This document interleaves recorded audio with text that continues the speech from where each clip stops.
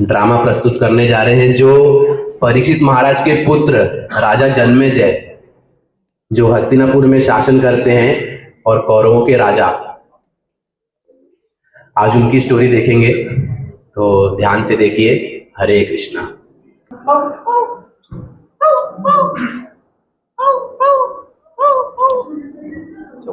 अरे अरे पिल्ला,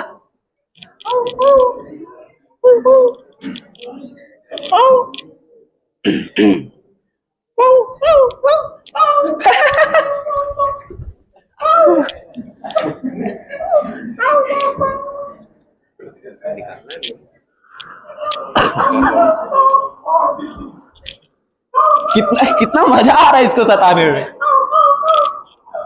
इधर किधर भाग रहा है? अरे अरे अरे अरे अरे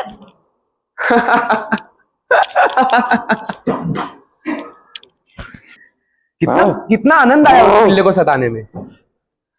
राजन, आपने मेरे पुत्र को मार के बहुत बड़ी भूल की है। मेरा एकलौता पुत्र था, उसे आपने। मैं आपको श्राप देती हूं कि आप जो भी सफल कार्य करने जाओगे वो असफल रहेगा। अरे कृपया कृपया मुझे ऐसा श्राप मत दीजिए।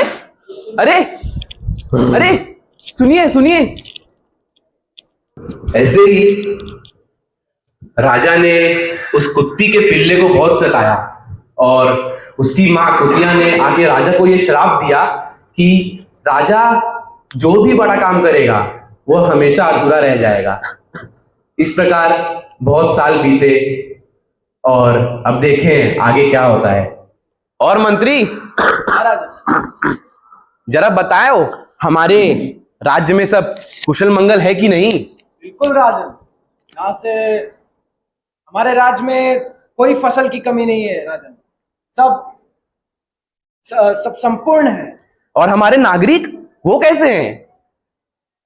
नागरिकों के पास धन की कमी नहीं है राजन। इतना धन है हमारे राज्य में। बहुत बहुत बहुत बढ़िया।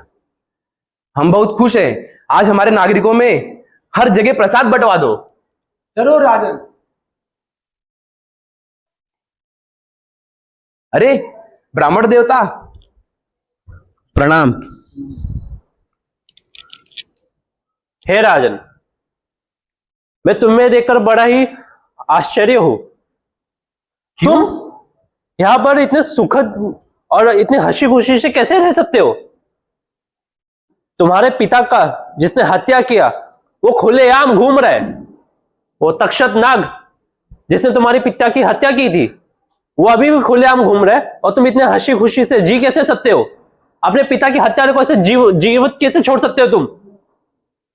अरे ब्राह्मण देवता, जब मेरे पिताश्री की मृत्यु हुई थी तब मैं बहुत छोटा था और मुझे मेरे पिता की मृत्यु के बारे में कुछ पता नहीं है।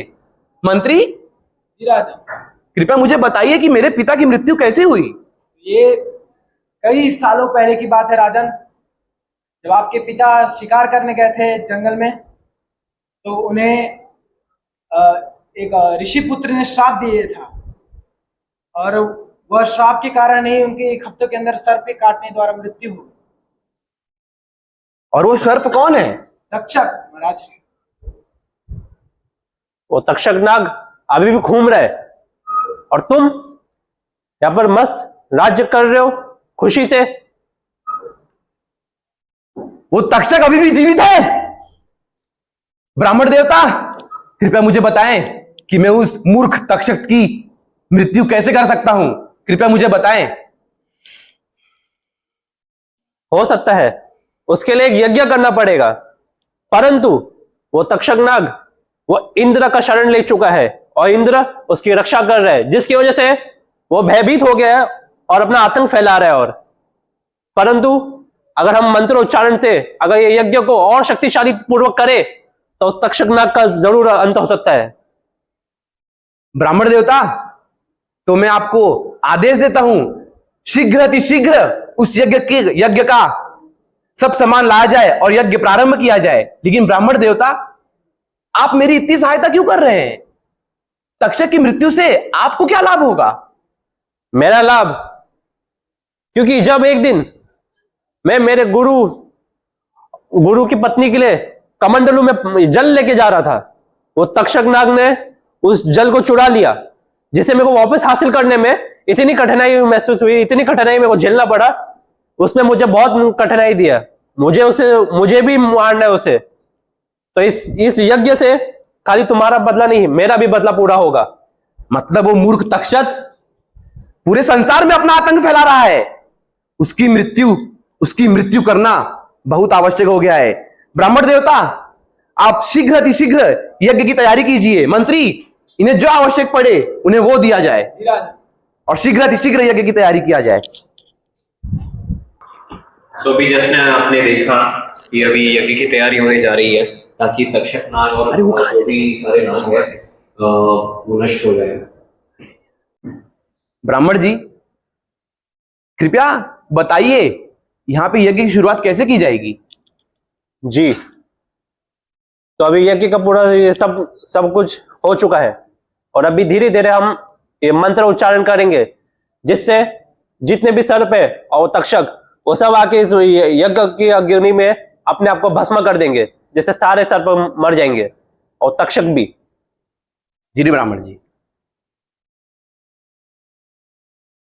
तो अभी शुरू करेंगे हम। आचमनी कीजिए पहले। अरे ब्राह्मण जी, मैं लोहिताक्ष हूँ। मैं यहाँ पे शूद्र हूँ। मैं देख रहा था आपकी यज्ञ की तैयारियों को। जैसे देख रहा हूँ मैं आजकल ये जो बुरी बुरी मूर्ति दिख रही है आपको, दिख रही है? हाँ। ये यज्ञ में वो काम होती कि नहीं होती? हाँ, इसी से तो नींव बनी है। इसी से नहीं बनती है महाराज। ये अपशकुन है, ये आप लोगों का अपशकुन है। और जैसे देख रहा हूँ कुत्तों की आवाज आ रही है कान में, आपको सुनाई दे रही है? मेरे को सुनाई दे रही है। ये आप अपशकुन कर रहे हो। ये कुछ अपशकुन है इस यज्ञ में। ये आप लोगों ने कुछ किया है आप लोगों ने, जिसकी वजह से यज्ञ कभी पूरा नहीं होगा। क्या आपके रामायण को पूछिए, इन्होंने तभी अपशकुन, ये इतना अपशकुन हो रहा है, ये कभी पूरा नहीं होने वाला। मैं इस बात को कैसे भूल गया कि मुझे एक दिव्य कुतिया ने श्राप दिया है कि मैं कुछ भी बड़ा काम करूंगा वो काम अधूरा ही रह जाएगा, और इसी कारण ये सब अशुभ संकेत हमारे यज्ञ में बाधा डाल रहे हैं। सही कहा। मंत्री कहाँ है? मंत्री, किधर हो तुम? चारों तरफ सिपाही लगा दो, कोई भी बाहर का व्यक्ति यहां यज्ञ में बाधा ना डाल पाए। और पंडित जी, यज्ञ चालू कीजिए। जैसी आपकी आज्ञा महाराज। आचमन कीजिए। ओम केशवाय नमः, ओम नारायणाय नमः, ओम माधवाय नमः, ओम हरे कृष्णा कृष्ण कृष्ण हरे हरे, हरे राम राम राम हरे हरे, हरे कृष्ण कृष्ण कृष्ण हरे हरे, हरे राम राम राम हरे हरे। ओम हरे कृष्णा कृष्ण कृष्ण हरे हरे, हरे राम राम राम हरे हरे, हरे कृष्ण कृष्ण कृष्ण हरे हरे, हरे राम राम राम हरे हरे। इसी प्रकार राजा को यह आभास तो हो चुका है कि यज्ञ तो संपूर्ण नहीं हो सकता, लेकिन फिर भी उसके पास जितना बल था उसने अपने सारे सैनिकों को यज्ञ के चारों तरफ खड़ा कर दिया और यह बोल दिया कि किसी भी बाहर के व्यक्ति को यहाँ अनुमति ना दी जाए आने की। अब इसके आगे का जो कहानी है वो हम नेक्स्ट संडे दिखाएंगे, तो कृपया करके नेक्स्ट संडे उपस्थित रहें इसके आगे की स्टोरी जानने के लिए। हरे कृष्णा।